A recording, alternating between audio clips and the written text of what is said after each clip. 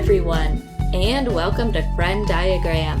This is the podcast where two friends catch up and find common ground between their favorite media.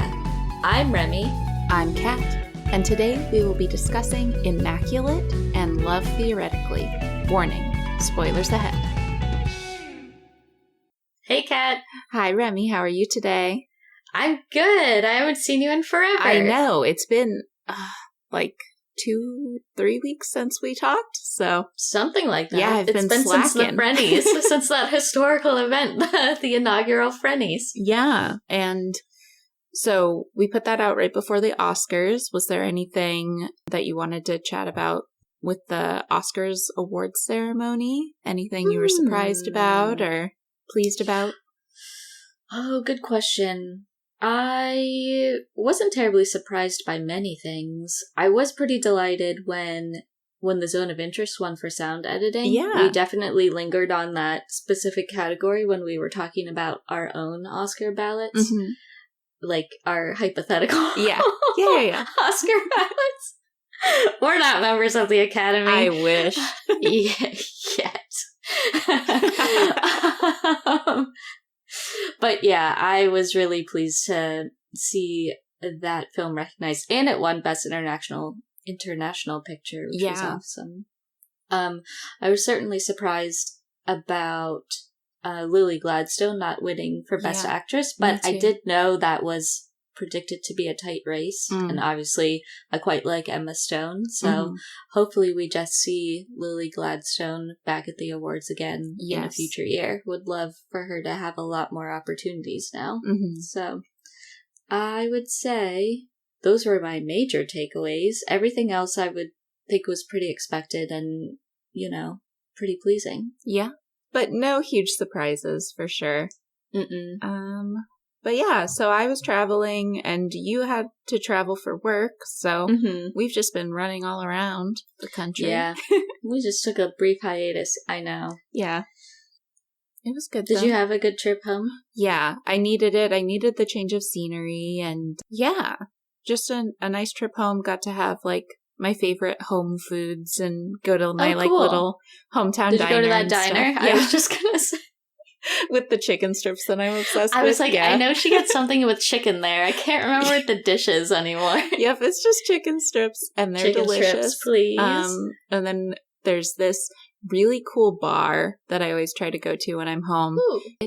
I don't know the history behind it, but it has this really, really beautiful like wooden bar and all of these like old PBR like promotional materials, I guess, but they're like really beautiful, like glassware and stuff like that. Wow. And the PBRs are $1. So you can get a PBR for $1.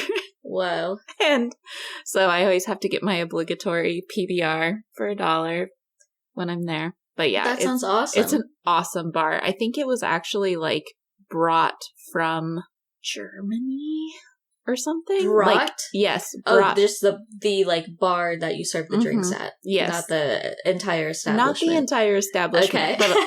But the like bar and the like decorative surroundings for the bar were all brought over from a different country. I just can't remember which country that was. But yeah, so. I need to establish a hometown bar.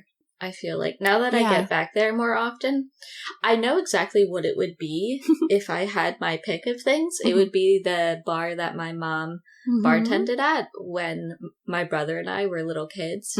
Her part-time job was bartending at this kind of rural outpost of a bar. And it was the coolest place on earth. It was just... I can't think of the right word, but basically, it was just doused in cigarette smoke for decades. And I think it wasn't zoned properly because it flooded all the time. That's why it is no longer open, sadly. It just could not withstand so many floods. I think it was just too far below sea level. I don't know what they were doing. But it was really awesome. It had just in retrospect, the most outlandish but sickest decorations. There's like bleached skulls from cattle on the walls, and the walls were made of stacked rocks, which is why snakes would always get in and fall from the ceiling. And I just remember like eating chicken wings there and just smelling like cigarette smoke and having a good time going to visit our mom and all of the choppers that were parked out front. Oh it my was God. like a pseudo biker bar. I would love to go back there. I wish it still existed. I would absolutely hang out there. Well, now. when we're rich, you can buy the bar and reopen it. Yeah. Yeah. We'll just recreate it. Kind of like the Den in Iowa City. I remember the first time I went there, I was like, oh, this reminds me very much of the bar from my childhood. Yeah, I tried to go there, but they don't open until like 4, and we were trying to have lunch. Yeah, it's for night dwellers only. Ugh, boo. It does have a nighttime vibe, though. I love it. It does. Yep. But yeah. I'm trying to think if there was anything else. Yeah, anything else notable from your travels? I don't think so. Oh, I rewatched Oppenheimer and I rewatched Poor Things while I was home with my mom. So that was really fun. Was that her first time seeing both? Yes. Yeah. And she liked both of them. She liked both? That's cool. My aunt watched Oppenheimer with us and that was good. Yeah. I love your aunt. She's so nice. Yeah, I've got a cool family. I don't want to say their names because I don't have permission, but shout out to both of them. Yeah. No, pretty uneventful. Just took the train for many, many hours and it was lovely. How was that? It was great. So I took the train for Christmas and it was very crowded for Christmas. Like every seat was filled. But traveling alone, I was a little worried, like, what if it's super crowded and I have to, like, sleep next to a stranger, which wouldn't have been the end of the world, but just weird. And I've never slept on the train, actually. Yeah, no, it wasn't bad. I, like, curled up over 2 seats and got 8 hours of sleep both times I slept on the train, so that was really nice. Oh, nice. I'm getting better at it. So, yeah, I anticipate taking the train a lot more. Very cool. You know, I love that. Yeah. Train travel. We're train people over here at Venn Diagram. Oh, man. I'm remembering when you and Will said that you got kicked out of the quiet car. But you didn't. Yeah, we didn't. We pretended that we got kicked out of the quiet car because Will was smoking. But it was really just tales we were making up for our own entertainment. I'm not who you think I am. I'm not who you think I am.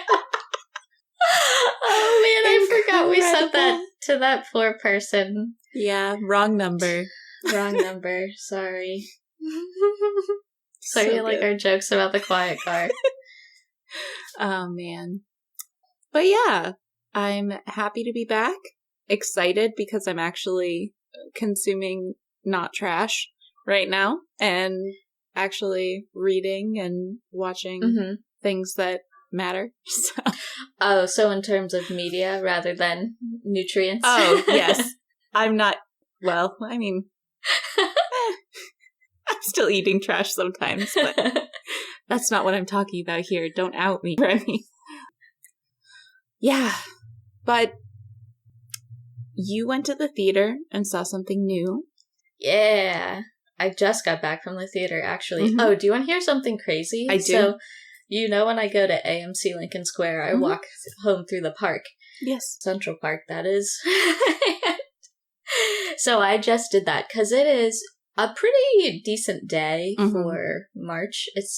I would love if it would get warmer a bit quicker, but yeah. The sun was out and it was pretty mild and it was a lovely walk home in the park.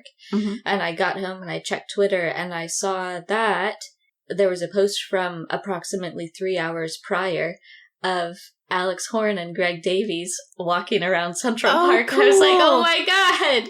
Oh, man. I just missed them. I wish we had crossed paths because it's like cool. I'm certain I could notice Greg Davies in a crowd. The Very man's tall. a giant. Yes. And I've stared at his face for like hours upon hours. So I'm certain if we had been in the same zone, I would have picked him out. Yeah. I don't know what I would have said, but it was a near miss. But I'm just heartened by the proximity. Yeah, that's awesome. Yeah, it's a shame that their premiere was sold out so quickly. Yeah. I was a little bummed about that. Maybe they'll do another, and next time they'll plan for a bigger venue. Yeah, that would be cool. Since it's sold out, it seemed like instantly. Yeah. Yeah. If you don't know what we're talking about the Taskmaster hosts coming to New York City to do a special premiere event for their next series, which is awesome. And I wish I could go. I'm very envious of all the people that get to go to that. Yeah. Message us if you get to be there. Tell us how it is. Yeah. Yeah, but anyway, I was walking home because I went to go see Immaculate, the new film that just premiered this weekend. It's a kind of small budget horror film that Neon is distributing. And you and I were talking about before the pod that this kind of escaped your notice until very recently. And I would say, yeah, I had only started hearing about it a few weeks ago. So it's a little bit under the radar, but I think a lot of horror films tend to be like that and still can do a decent job finding purchase once they debut. And Immaculate was directed by Michael Mohan, written by Andrew Lobel, and it stars Sydney Sweeney, who we were also remarking about is just in everything at the moment. Yeah. And this is definitely my favorite thing that I've seen her in recently. Granted, I did not see Madam Web, but I definitely really... Were you imagining me going to Madam Web? I was. And I was remembering Mike Flanagan's review of Madam Web, which I just saw the other day, which was just like the Nicole Kidman speech at the beginning of all of the AMC stuff. And I was like, what does this even mean? Yeah, I typically sit those out. But yeah, anyway, Immaculate, like I said, it's a new horror film. And it is about a young nun from the United States, played by Sydney Sweeney. Her character's name is Sister Cecilia, and at the beginning of the film, we see that she's moving to Italy to join this picturesque, illustrious convent there that she's been invited to join. And as she settles into this beautiful convent and begins to experience unsettling events with no earthly explanation, we start to question what's going on in this convent. And so this film, I liked a lot of things about it.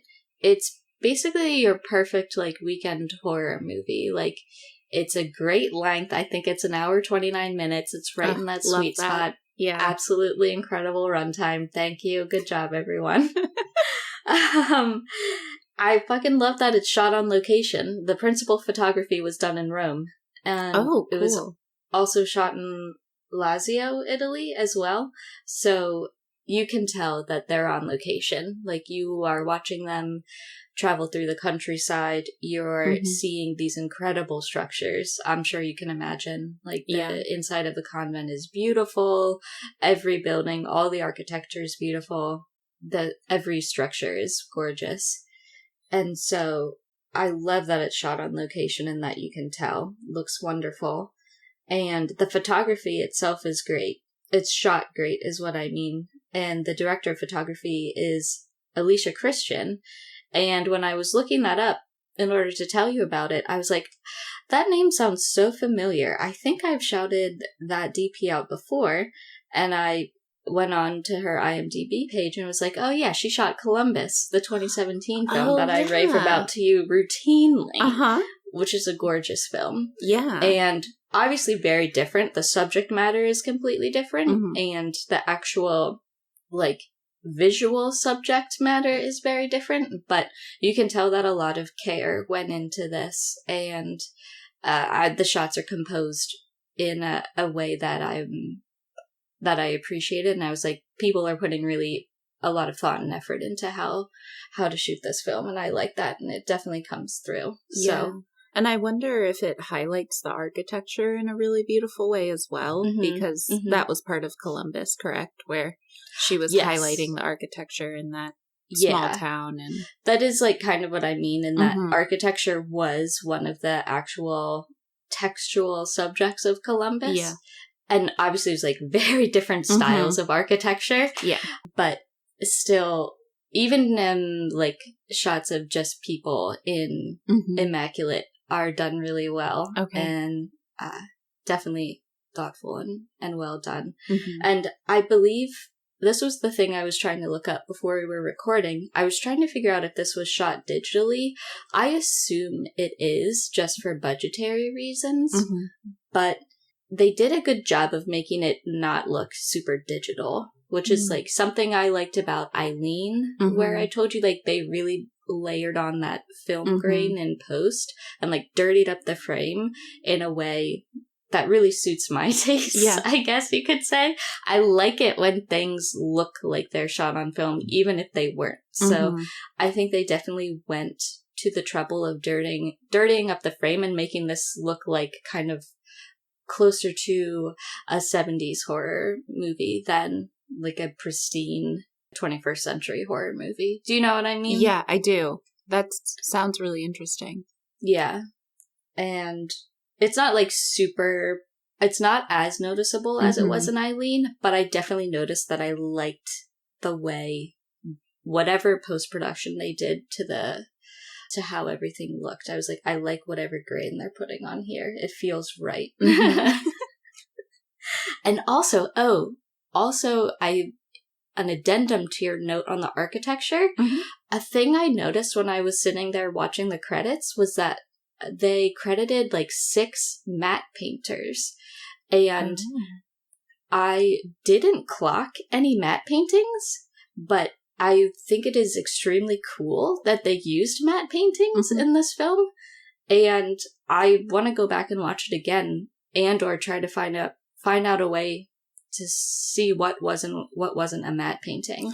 Can you say a little bit more about what matte paintings are for our listeners and me? Sure. Because I don't know very much about them. Oh, absolutely. Matte paintings are like a really, really old technique used in film, like pre-CGI technique, where if you wanted to show this like incredible vista that doesn't actually exist in the world, somebody makes an actual painting on, I don't know if it's a screen or like a pane of glass or some surface, and you position that painting in the frame in a way that it appears that you're looking at like a faraway landscape or like a structure that doesn't exist. And it's like an incredible art form that was used in like a lot of older films before you could make, you know, like sci-fi worlds or fantasy landscapes and stuff like that.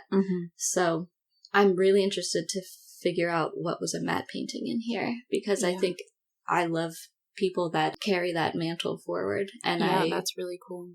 I would take a matte painting over like a CGI setting any day of the week. Yeah. Ooh, that's really cool. I'll have to look more into that. I'm curious what they look like out of the context of the scene. You know, I bet there's like really cool pictures of them on their own. And like a cool perspective reveal. Yeah, absolutely. That would be really cool. Totally. Something else that I really liked about the production of this film is that Sydney Sweeney herself is a producer on the film and was really instrumental in getting the film made. She has her own production company called 50/50, and she actually was really passionate about getting Immaculate made because she read the script and auditioned for it back in 2014, but it never ended up like getting up off the ground. And so, but she liked the script and liked the project and didn't forget about it. So now that she has her own production company, she reached out to Andrew Lobel, the screenwriter, and she helped rewrite the script and find backers to produce the film and finance the film, and obviously starred in the film. And I think it's really cool that now that she's so successful, she has the ability to like get these really cool and interesting smaller projects off the ground. Yeah, that's amazing. Yeah. She was a producer on Anyone But You too, I think. I think she was, yeah. Yeah. She seems like such a cool person. Like, I would love to just have a conversation with her. She's amazing. Yeah, and I think she definitely has an appreciation for horror, the horror genre, and definitely a knowledge of it. And I think it is actually the genre that suits her the best. Yeah. I think she's great. I think sometimes I don't always love her performances as much when she's just playing a normal person. I really like her performances, though, when she is doing a really, like, heightened performance of someone who is, like, on the brink of a mental breakdown, like on Euphoria. She is incredible because her character is so just insane and constantly having a breakdown. And I think her performing style it's so well suited for horror, especially this role in Immaculate, because the movie very much depends on her. She is front and center the entire time. And the less normal she becomes, the less normal her character becomes because of the circumstances, the better her performance gets. And there's a weird noise outside. That's okay. I don't know if it's human or a bird. But the crescendo of this film, I won't give away anything about it, but she is so good. And I want her to do more horror films. I think she is incredibly well suited for them. And it's like one of the best horror performances I can remember in a long time. Like, I would put it up there with like Mia Goth as one of our modern horror queens. Cool. So if you like don't buy Sydney Sweeney as like a nice nun from Michigan in the first act of the film, stay for the second and third acts, because you're going to be like, oh, I see why she was so excited to be in this film and to make this film and to produce this film. So yeah, she rocks, and I really want her to do more stuff in this genre. I would definitely go see her in another horror film. And also, I guess, as a part of that, I should perhaps say this film can be quite grisly at times. It is a horror film, so I'm sure you're expecting some amount of blood and violence, but they don't shy away from things that are hard to watch. Just from like a body horror perspective, I guess I would say. It's not like an upsetting violence sort of thing. It's just more like, ow, ouch, that hurts to see. So if you're squeamish about some of that, maybe, tread with caution. I did go to the open caption screening of this one, and there was squelching. So all my squelch heads out there, sign up for this film. Oh, man. Yeah. And yeah, I don't want to give away anything else. So that is my plea to you. Definitely go see Immaculate if that sounds interesting to you. And also, I just wanted to shout out Neon. Their horror slate for this year is like shaping up to be killer. So they have Immaculate out right now. We have Long Legs coming from Neon in July, which you and I both have been just so excited to see, and praising the campaign for that so far. They ran the trailer for Cuckoo before Immaculate, which is a horror movie starring Hunter Schafer and Dan Stevens that's coming out in August, I believe, also distributed by Neon. That looks awesome, Kat. I think you should watch that trailer. As soon as we finish recording. Cuckoo. So, like, Cuckoo. Yeah, gotcha. That looks great. I can't wait to see that. The theatrical trailer was really good and looked great on the big screen. So I'll definitely be seeing that. And then I think they're also distributing Handling the Undead, which is a film that I know played at Sundance, and I've been waiting for it to get dated. I don't think it's been dated yet, but I think it's promising that Neon's distributing it. Cool. Because I'm extremely interested in seeing that. The trailer for Handling the Undead is very intriguing to me, and I would really like to see it, even though I didn't hear a ton of buzz about it out of Sundance.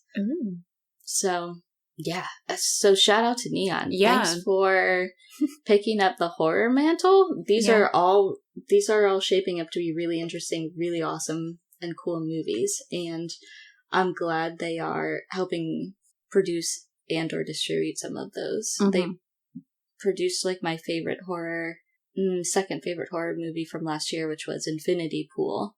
Oh yeah. And so I'm glad they kind of are fleshing out that horror slate more this year. Yeah. Neon's definitely, I've been hearing more buzz about it, so that's cool. I'd say they're kind of the second studio to reach the level of A24 in my mind, where if I see they're attached, it's basically an automatic green light for me to be interested. Yeah. That sounds great. I'm really, really intrigued. And I've only seen like the tiniest little trailer for it on social media, where it's just like her having this like big veil placed over her. And that is stunning. I can see why they chose that as like their 10-second little thing, and they just like kind of lingered on it instead of trying to throw a bunch of horror shots in there, which I thought was really cool.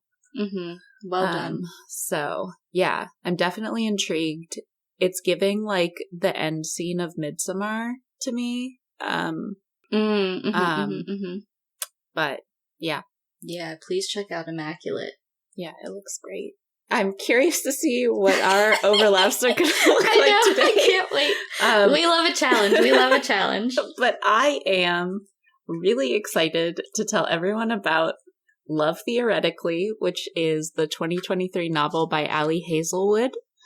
Wow. I have been in a funk. I have been watching trash media and trash media only, and I finally am out of that, which, like, there's nothing wrong with trash media. Love it. Absolutely adore it.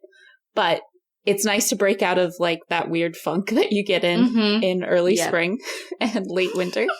And I am just so excited to talk about this book because I listened to it on audiobook and immediately fell in love with the characters. And then I purchased it on my Kindle and then reread it all the next day. And I was like, okay, read it twice in 3 days. This is healthy. This is sweet. There's nothing wrong with me. But yeah, so the basic premise of this is a little complicated, so bear with me. But our main character is named Dr. Elsie Hanaway. She is a theoretical physicist. And it is about a year after she gets her PhD, and she's feeling very stuck. She is kind of like, she's working as an adjunct professor for 3 different universities, which is shit. Oh my God. Her side hustle is this dating app where people can hire you to go on fake dates with them. Okay. And that's how she's picking up extra cash in her free time. Wait, to what end? To get your family members off your back if you're not interested in dating, to have beautiful arm candy for events, so on and so forth. I see. But explicitly, no sex is involved in that enterprise. And she also is like trying to make ends meet, living in a shitty apartment with like bugs and gross shit going on. And her roommate's hedgehog, who she's convinced is plotting her demise. And it's great. So she's feeling very like she's kind of at a weird dead end, and she needs to like make this leap into a postdoc or Or she's actually applying for a tenure track position at MIT right now. Whoa. And it's not all bad. She's got her amazing roommate, Cece, who is so weird and amazing. I adore her. And what region are they in? They're in the Boston area. Okay, so they're around MIT. Yes, cool. Yeah, and she specifically doesn't want to leave because her family's like kind of a mess and she has to do a lot of like conflict mediation for them. So she's not really open to like moving out of that area. I see. So she's also kind of developing this really nice friendship with one of her clients on the faux dating app. His name's Greg. And so she gets this interview opportunity at MIT, and she thinks, like, things are looking up. This is awesome. I might be a tenure track faculty a year after my PhD. This is crazy. And then she shows up at the first interview dinner, this, like, casual, informal dinner, and who's there but Greg's older brother, Jack, who fucking hates her. Just like every interaction they've ever had, he like seems very suspicious of her, like very like just not accepting of her. And he doesn't know that she's a physicist. He thinks that she's a librarian. That's the backstory that she has with like Greg's family. So he's like, this person is lying to my brother. She is a con woman. Who is this woman? He's got tons of questions. And so Elsie is like trying desperately to salvage the situation, charm the hiring committee, and be able to get this dream job that she's been kind of waiting for. Mm-hmm. So yeah, I love the premise of it. I think it's super fun, enemies to lovers, just like a great setup. Mm-hmm. And I love the book. I think that Elsie is one of the best main characters that I've read in a long time. I really loved reading from her perspective and kind of living in the way that she interprets the world. She is a people pleaser to the extreme, and she has this kind of interesting strategy for all of her interactions with people where she changes her personality to fit the people around her and presents the Elsie that she thinks they want to see. And deep down, she's like very funny. She has trash taste, which is very relatable. She unironically loves the Twilight Saga, which coincidentally, I just spent the last month reading and watching. So we love that. Her favorite food is cheese, which I deeply relate to. Mm-hmm. And she just has this like very wonderful friendship with her roommate. It's like just very wholesome. And another aspect of Elsie that I love is that she's angry and scared about her career, which is a lot of what I feel as a woman in academia. And I thought that the way that that was presented was very relatable. And the male lead in the book is a perfect counterpart for Elsie, because Elsie can't read him and therefore can't adapt her personality to what she thinks that he'll want. He's able to like see what she's doing when she's like switching her personality for different people. Mm-hmm. And he calls her out on it a lot, which absolutely scares the shit out of her. She's like, no one's ever called me on this before. And I really like their banter with one another. They've got a lot of really great chemistry, a lot of really tense moments between the two of them, but also kind of, I'm trying to think of the word that I want to use, but like antagonistic, joking personalities, which I really enjoyed. Mm-hmm. I also love that Jack has a zero tolerance policy for sexism in the workplace. And we see like that crop up multiple times throughout the novel.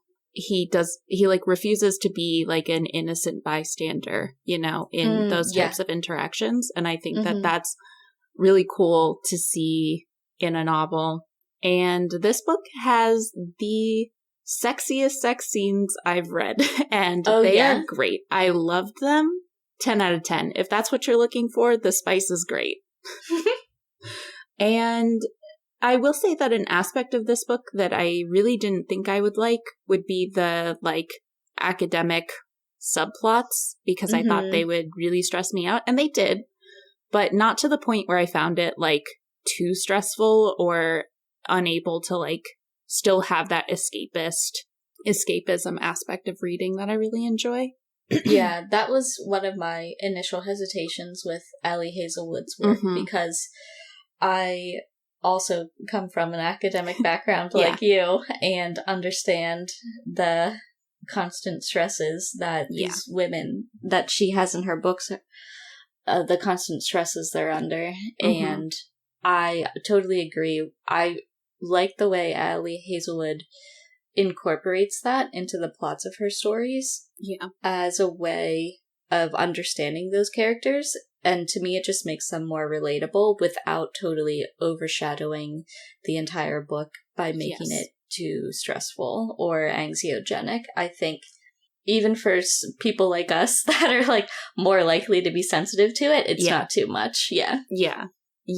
And I loved the way that, similar to the way that Emily Henry structures her books, like, the main thing that we're seeing in the character arc of Elsie is more her career development as opposed to just her romantic development. Yeah. And I think that that's even more true for this book, because I was expecting, like, a big blow up in the relationship. We got to, like, the relationship resolution at about 50% of the book, and I was like, okay, what's going to happen? We've got so much book left. And most of the rest of the book is her, like, figuring out her career stuff, which is really refreshing. I mean, obviously there's, like, one final relationship conflict, but I really like the way that it all, like, wrapped up, and she kind of had this, like, happily ever after, but it was her career first and foremost, which I thought was really nice. And then the last thing that I really liked about this book was that it shows people taking accountability for things that they're doing throughout the book, whether it's, like, a small comment that someone is making or a much larger problem that needs to be addressed, I suppose. And I think that both of the characters had flaws that needed to be resolved and honest interactions that needed to be had. And I thought that the way everything was addressed was very satisfying, and the resolution was very satisfying for those plot lines. So, based on how you're describing it, it sounds like it passes the main barrier for me for these types of books, which is it doesn't have an undue burden on the suspension of disbelief. Yes. Yeah. That's great to hear. Yeah. I mean, this is one of the best romance books that I read. I rated it 5 stars on my Storygraph. Like, I loved this book. Awesome. And I hope that people go read it, because this has been kind of, I mean, I've been seeing her books around, but hadn't really been interested in them. And these are really good books, and this author has a ton of talent. I'm just very pleased that they exist. Yeah, so you're going back and reading more of her books now, right? I am, yes. So right now I'm reading her set of novellas, which in book form is called Loathe to Love You. But they're like 3 novellas that you recommended to me, and yeah, they're really good. And I also have The Love Hypothesis on my Kindle, which I'm excited to read. So awesome. I'll be moving on to that soon. And I'll probably read that back to back too. Yeah. I think the characters from The Love Hypothesis make a brief appearance in Love Theoretically, which is really sweet too. That's so funny. Yeah. I think the main character was Olive in. Yeah. Yeah. So her and Adam are seen at like a party because they knew the male lead from Caltech, I think, or something. So. Oh, that's so funny. Yeah. That's kind of like Emily Henry does a similar thing where sometimes like someone will be reading a book by the main character Gus or January. Or January. Yeah. Oh, that's sweet. Yeah. I liked it. It was really nice. Mm-hmm. But yeah, definitely check it out if that sounds up your alley at all, because it was fantastic and I think I'm obsessed. And also Jack has the belt. Jack has the belt. Oh my god.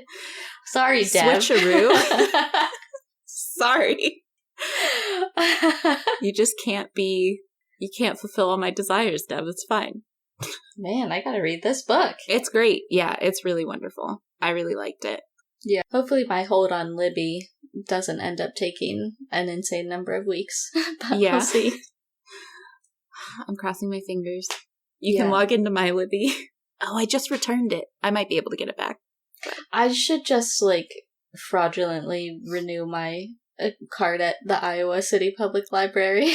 Their Libby was way better. I know. Yeah.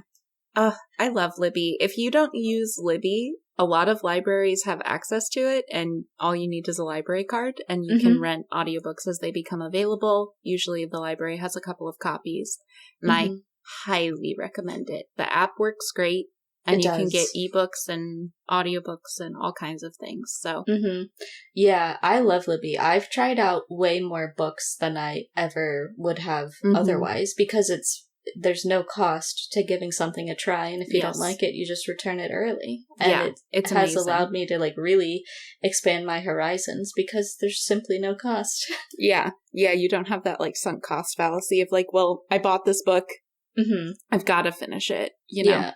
Or the barrier to entry is really much lower, because I'm not paying $30 to even just test it out, you know? Yes, exactly. Yeah, I highly recommend it. Yeah, shout out to Libby. Yeah, but that's all I had for Love Theoretically. I'm good to head into our friend diagram if you are. Yeah, I'm ready for our friend diagram. I have more overlaps than I think we were originally anticipating. Oh, for great. Sure. I have some solid ones already. Oh, cool. I just have one on my list, but maybe something will come up as we chat. But the one I had written down was that our main characters are in a time of position change or career change. Like Sydney Sweeney's characters going to Italy and moving to a position at a new abbey? Convent. Convent. I think it's the same thing, but I'm not certain. Yeah, there's probably some subtle difference that a Catholic would know. And Elsie, I forgot her name for a second. Elsie is obviously applying for a new position and trying to find her dream job as well. Yeah. Also, regarding the beginning stages of each story, you said that when Elsie enters the application pool, she's regarded with suspicion by Jack because of the discontinuity with her backstory, which is warranted. There's also a lot of suspicion of Sydney Sweeney's character based on early events that happen in the film. People are doubting her truthfulness. They're doubting her motivations. They're doubting her commitment to her position at the convent. And so there's a lot of suspicion cast her way as well at the outset that she has to overcome. Okay. Yeah, that's really interesting. But also, similar to Elsie, she also starts out as, definitely a people pleaser. She's a very, very good-natured, nice nun lady at the beginning. And wants to make a good impression and wants to be very nice and, fulfill her role faithfully. So I think they kind of start out from similar positions, it sounds like. Yeah. You mentioned Elsie's roommate. What was that character's name? Cece. Cece? Sydney Sweeney's character, Cecilia, doesn't have a roommate per se, but she kind of has an adjoining suite mate kind of lady. Her character's name is Gwen, and she's played by Benedetta Porcheroli, who is a cool actress. And I really liked the character of Gwen in Immaculate. I thought she was really cool. She was a really good friend and really good support for Sydney Sweeney's character, and just kind of a general rabble-rouser, which I always like. Yeah, I can see that in Cece too, though. Yeah. So cool rabble-rousing roommates, definitely. I love that. Yeah. And actually the biggest overlap that I have is something I meant to bring up as like one of the biggest things in my like columns for Immaculate was that I really liked that I found Sydney Sweeney's character's behavior really believable. Like, there was maybe one time where I was frustrated with her decisions and her performance. Like, there was one scene where I found her fighting style left something to be desired. And I was like, don't you know what leverage is, lady? Come on. But otherwise, I totally bought, like, what she was doing and what she was deciding. I was like, oh, good idea. Good ingenuity. Oh, I like this. Keep going. And stuff like that. So I definitely didn't have... I hate when I'm watching a horror movie and I'm like, this person is so dumb, I hope they die. Like, I didn't feel that way at all. Yeah. And I feel like it sounds like Love Theoretically does the, like, romance version of that, where you don't have to suspend your disbelief so much that you hate everyone because they're so dumb and no one acts that way normally. You know, like, everyone has believable behavior. Yes. And there were, to riff on that, there were multiple points in Love Theoretically where if a different romance author was writing it, I feel like they would have left the miscommunication hang and let it become like a really big conflict. But in Love Theoretically, there's multiple, like, almost fights where they just communicate with each other and then it's resolved. And I'm like, oh my God, a novel thought. We just can resolve our conflict by having a conversation with our partner. What? I love it. Oh man, it was great. Yeah. And so I really appreciated the kind of realistic conflict resolution where I'm like, what? Why wouldn't people just have the conversation, you know? So, yeah, really appreciated that. Yeah. But yeah, those are really great overlaps. I'm surprised with how many we were able to come up with. Yeah. No, these are great. These all speak really highly of these pieces. So I'm glad we got to shout both of them out. Yeah. Yeah. So definitely go check out Immaculate, which just came to theaters, right? It was just released this weekend. Just this weekend. Nice. So hopefully it runs a few more weeks. Yeah, so you should have time to get out to the theater and go see that and check out Libby and see if you can get Love Theoretically or purchase it on your Audible that you can't cancel because you're addicted. Or go to your local bookstore. Yeah, or your local library, honestly. Or that.